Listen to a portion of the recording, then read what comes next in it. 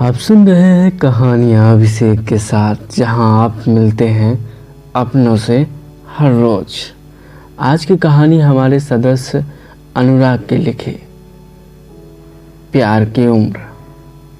चलिए शुरू करते हैं आज की कहानी। म्यूजिक की तेज आवाज से घर की खिड़कियों के शीशे हिल रहे थे।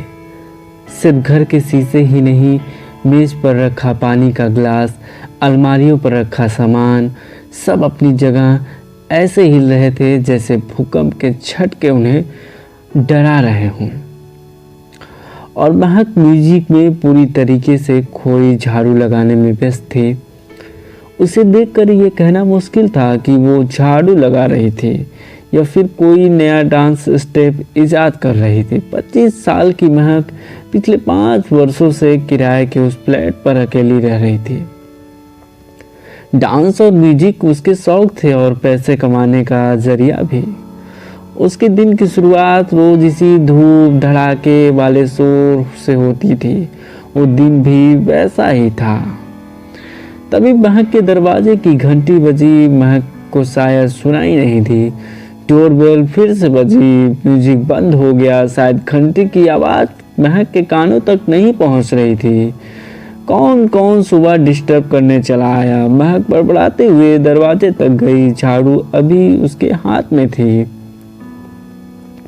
दरवाजा खोला तो सामने 8-10 साल का बच्चा खड़ा था। क्या है? महक ने दरवाजा खोलकर गुस्से से पूछा। महक के हाथ में झाड़ू देखकर वो बच्चा पहले 2 कदम पीछे हो गया, फिर आगे से बोला, आंटी प्लीज म्यूजिक का वॉल्यूम थोड़ा कम कर लीजिए। उस बच्चे ने बस इतना ही कहा और बड़ी तेजी से उल्टे पांव सीढ़ियों से उतर गया। क्या बोला? आंटी? मैं तुम्हें आंटी नजर आती हूँ। वो बच्चा तब तक नीचे जा चुका था। महक चिढ़ती हुई अंदर आई और म्यूजिक फिर से ऑन करके वापस झाड़ू लगाने लगी। करीब 5 मिनट बाद दरवाजे की घंटी फिर से बजी। लगता है आज सारी दुनिया की नींद खराब हो रही है मेरे म्यूजिक से। रोज तो किसी को तकलीफ नहीं होती थी। महक ने झटके से दरवाज़ा खोला। दरवाजे के साथ साथ उसका मुंह और आंखें भी थोड़ी देर के लिए खुले रह गए। जी मैं कल रात ही नीचे वाले फ्लोर पर शिफ्ट हुआ हूँ। पूरी रात सामान एडजस्ट करने में बीत गई और अभी आंख लगी, लेकिन आपको नहीं लगता कि इतने तेज म्यूजिक से किसी को दिक्कत हो सकती है? तो अगर आपको कोई तकलीफ ना हो तो वॉल्यूम थोड़ा कम करके म्यूजिक सुनिए प्लीज़। काले बालों के बीच चमकते कुछ सफ़ेद बाल, चेहरे पर हल्की दाढ़ी, नरमी की चादर ओढ़े, भारी आवाज़ की आंखों में डुबो लेने वाली गहराई। 40-42 की उम्र वो शख्स अपनी पूरी बात कहकर चला गया और महक वहीं दरवाजे पर भूत बनकर खड़ी रह गई। महक ने म्यूजिक बंद किया और चुपचाप सोफे पर बैठ गई। उस शख्स की वो आवाज़ अभी तक उसके कानों में गूंज रही थी। महक आंखें बंद करके अभी अभी गुजरे पल की रिकैप देखने की कोशिश करने लगी। आंखें बंद थी उसकी और होंठ मुस्कुरा रहे थे। फिर झट से महक ने अपनी आंखें खोली और दोनों हाथों से अपने गालों को थपथपाने लगी।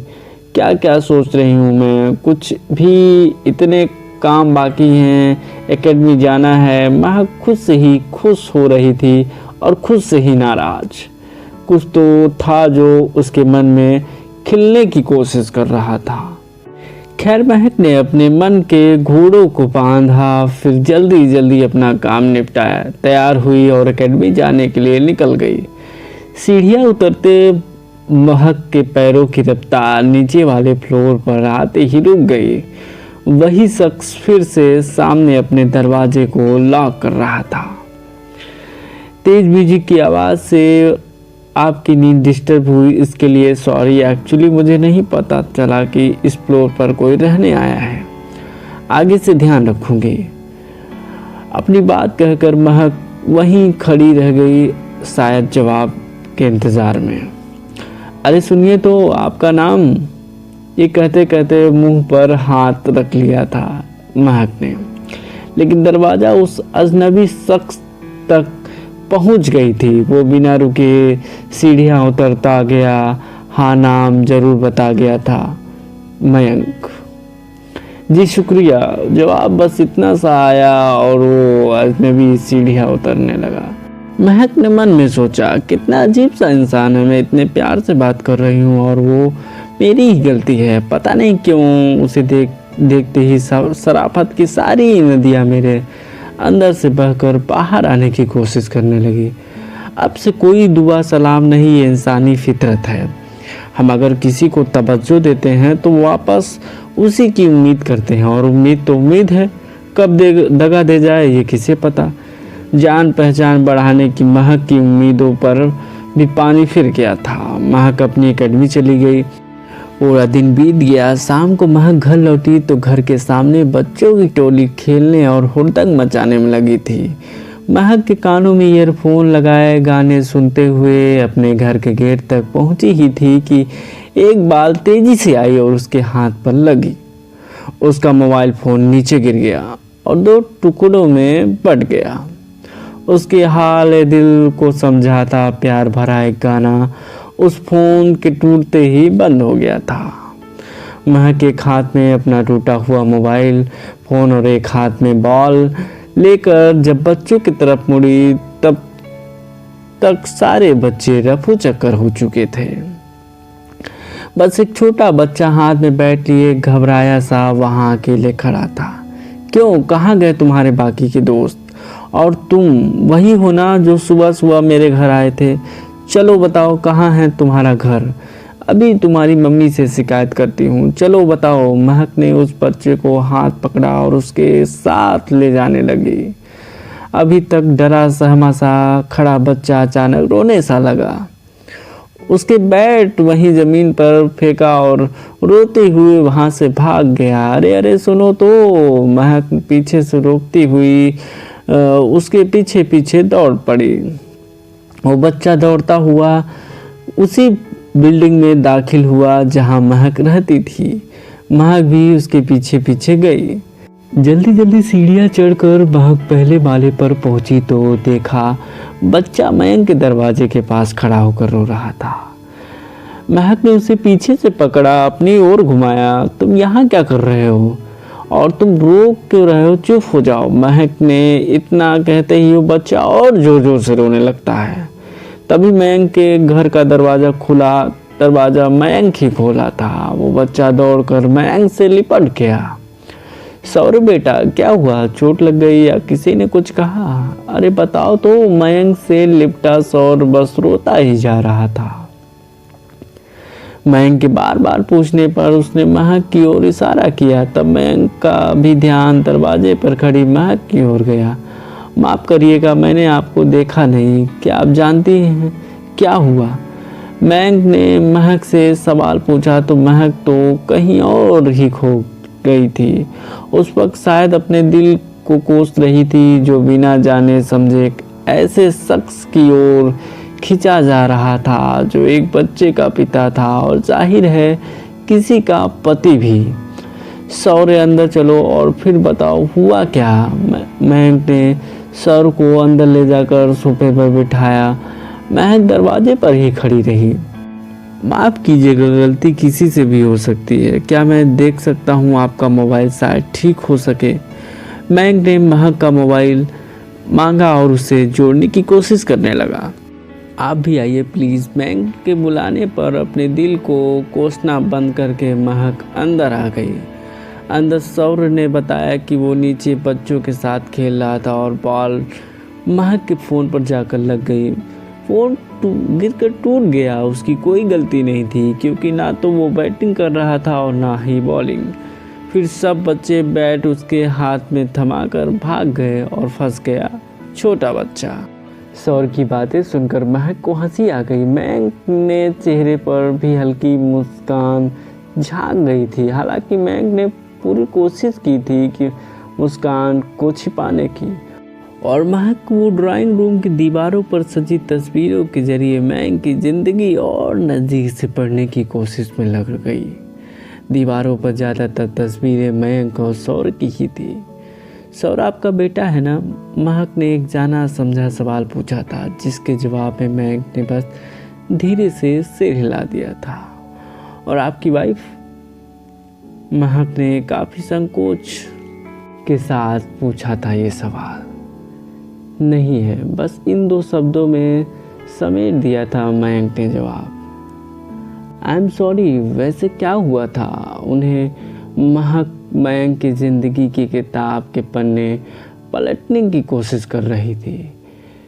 नहीं नहीं, आप जो समझ रही हैं वैसा नहीं है। मयंक ने महक की सोच के दौड़ते घोड़ों को वहीं रोक दिया। ओह माफ़ कीजिएगा, मुझे कुछ और ही लगा। अच्छा तो मायके गई हैं। महक बस जान लेना चाहती थी सब कुछ मयंक के बारे में, पर क्यों वो खुद भी नहीं समझ पा रही थी। लेकिन मयंक नहीं चाहता था महक से कुछ भी साझा करना। बात नहीं बन पाएगा, लगता है मोबाइल रिपेयरिंग शॉप पर ले जाना होगा। आप चाहे तो मैं आपको कल बनवा के दे दूंगा आपका फ़ोन। तब तक मेरे पास एक एक्स्ट्रा सेट है, आप उसे इस्तेमाल कर सकती हैं। आप बैठिए, मैं आपके लिए चाय लेकर आता हूँ और फ़ोन भी।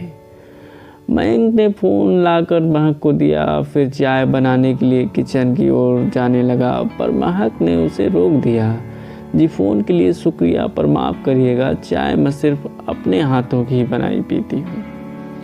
शायद महक को एहसास हो गया था कि उसकी मौजूदगी और सवालों से मयंक कुछ असहज हो रहा था, इसलिए वो फ़ोन लेकर दरवाजे की ओर बढ़ गई। फिर भी कदम साथ नहीं दे रहे थे उसके। महक का दिमाग उसे सही गलत समझाने में लगा था, पर उसका दिल न जाने क्यों मयंक की ओर खींचा जा रहा था। बस एक दिन और सिर्फ 3 मुलाकातों में क्यों एक अनजान शख्स महक के सदियों जाना हुआ लग रहा था। एक खिंचाव को रोकने के इस वक्त महक के पास बस एक ही तरीका था, वो है वहाँ से चली जाए। महक ने जल्दी से दरवाज़ा खोला और बिना एक बार भी पूछे मुड़े सीधे ऊपर की सीढ़ियाँ चढ़ती गई। महक उस रात काफ़ी देर तक मयंक के बारे में सोचती रही, ये जानते हुए भी कि मयंक एक शादीशुदा लड़का है। महक उसके ख्याल को अपने मन से मिटा नहीं पा रही थी। महक समझती थी कि वो वक्त और अपनी भावनाओं दोनों को जया कर रही थी, लेकिन कई बार कुछ लम्हे दिल और दिमाग दोनों को बहा ले जाते हैं। महक भी सही गलत सोचना छोड़कर बस इन लम्हों में साथ बह जाना चाहती थी। महक की रात तो आंखों में ही बीत गई थी। बस सुबह वो देर तक सोती रही और उसकी नींद टूटी डोरबेल से। महक जल्दी से उठी और दरवाज़ा खोला तो सामने मयंक था। मयंक को देखते ही महक की अलसाई अधखुली सी आंखों में चमक आ गई। अरे आप, गुड मॉर्निंग, आइए अंदर आइए। महक दरवाज़ा खोलकर अंदर आ गई और ड्राइंग रूम के सोफों पर बिखरे पड़े कपड़े, टेबल पर फैली किताबों को समेटने लगी। माफ़ करिएगा, वो ये सब बिखरा हुआ है, आप आइए ना। महक अभी तक दरवाज़ों पर ही खड़े थे। महक के बार बार कहने पर अंदर आए पर बैठे नहीं। वो, मैं आपका फ़ोन लौटाने आया हूँ। मयंक ने महक को मोबाइल वहीं टेबल पर रख दिया। थैंक यू बोलते हुए महक ने पूछा, इतनी सवेरे कौन सी दुकान खुली मिल गई आपको? महक ने फ़ोन उठाया और उलट पलट कर उसे देखने लगी। वो रात को मैंने कोशिश की तो मुझसे ही बन गया। अब चलता हूँ, दरअसल सौर के लिए एक ट्यूशन टीचर की तलाश करनी है, फिर ऑफिस भी जाना है। मयंक जाने लगा, अगर मैं आपकी एक प्रॉब्लम सॉल्व कर दूं तो। महक ने जाते हुए मयंक को रोक लिया। मैं कुछ समझा नहीं। मयंक वापस अंदर आ गया। अगर आप चाहें तो मैं सौर को ट्यूशन दे सकती हूँ। मैं अपनी डांस एकेडमी से शाम 5 बजे आ जाती हूँ, उसके बाद मैं पढ़ा सकती हूँ, अगर आप ठीक समझे तो। महक अब मयंक के जवाब का इंतज़ार कर रही थी। ठीक है, मैं सौर से कह दूंगा, वो शाम को आके आपसे पढ़ जाएगा। मयंक ने कुछ सोचने के बाद जवाब दिया और फिर दरवाजे की ओर मुड़ गया। अरे रुकिए, एक कप चाय तो पी कर जाइए। महक ने पीछे से मयंक को रोका। जी शुक्रिया, पर इसे इत्तेफाक कहिए या कुछ और, पर चाय तो मुझे भी सिर्फ अपने हाथों से बनी ही पसंद है।